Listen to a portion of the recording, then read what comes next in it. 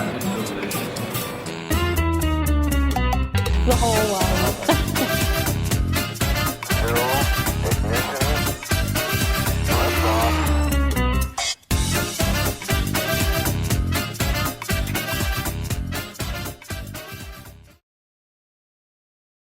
Hey everyone, welcome to Thursday Therapy. I'm Mackintosh, the weight psych, and I'm really enjoying delivering these Thursday therapies to you every couple of weeks.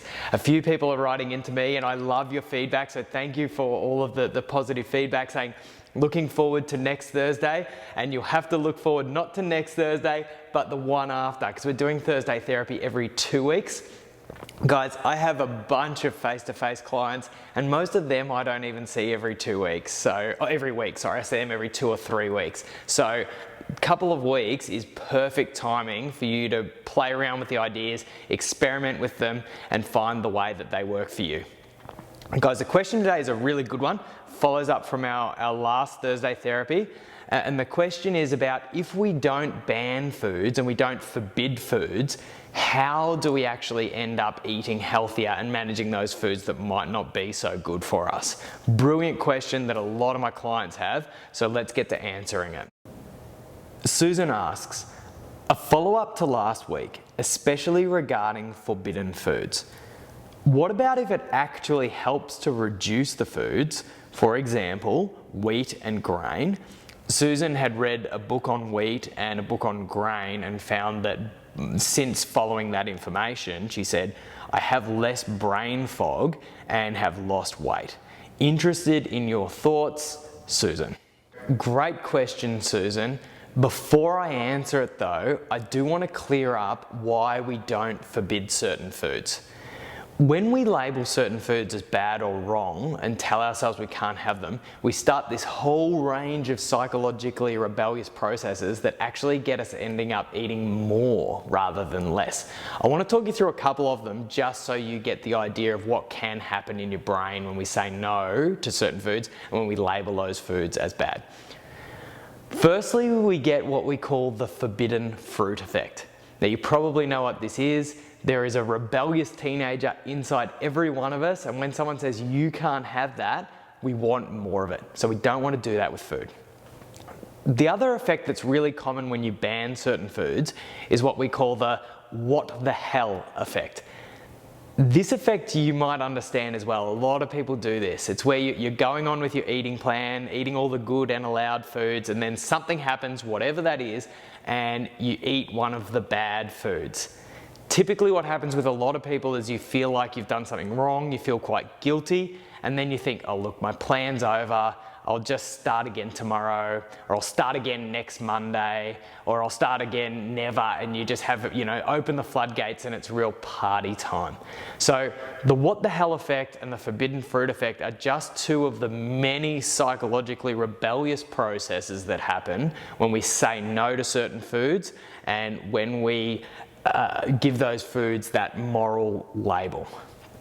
In fact, I'd like to introduce to you this idea that food is morally neutral. It's not good, it's not bad, it's not right, it's not wrong, it's just off the scale for moral judgment. Most psychologists, me included, think that we judge ourselves and other people too often. But I think if you do need some criteria to judge yourself, surely you can choose something better than what you put in your mouth. So let's start to learn to think of food as morally neutral. That said, you know and I know that certain foods are not great for us. Sometimes if we eat too much of a certain food or we eat it too regularly, or even if we have allergies or intolerances for that food, even if we eat it in small amounts, it's not great for us. So how do we balance out these two things? Well, the answer, and we're going to keep coming back to this in Thursday therapies, is in mindful or intuitive eating.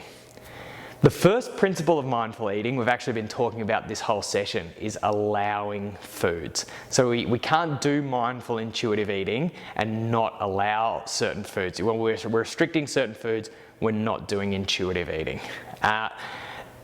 So we've already covered that, and in Thursday Therapy episode 2, we talked through another couple of the principles of mindful eating. Those principles were listening to your hunger and fullness, and being present and mindful when you eat. So if you want to review that video, you can.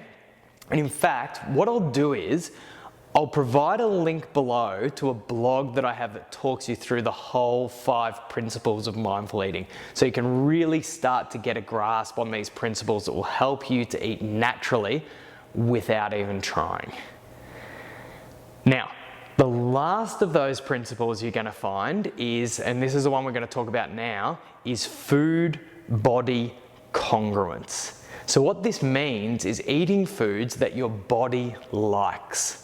Now, Susan actually alluded to this a little bit when she talked about eating less wheat and less grain, that she had less brain fog. So she didn't have necessarily a rule in her mind, and in fact, she was allowing foods. She said here,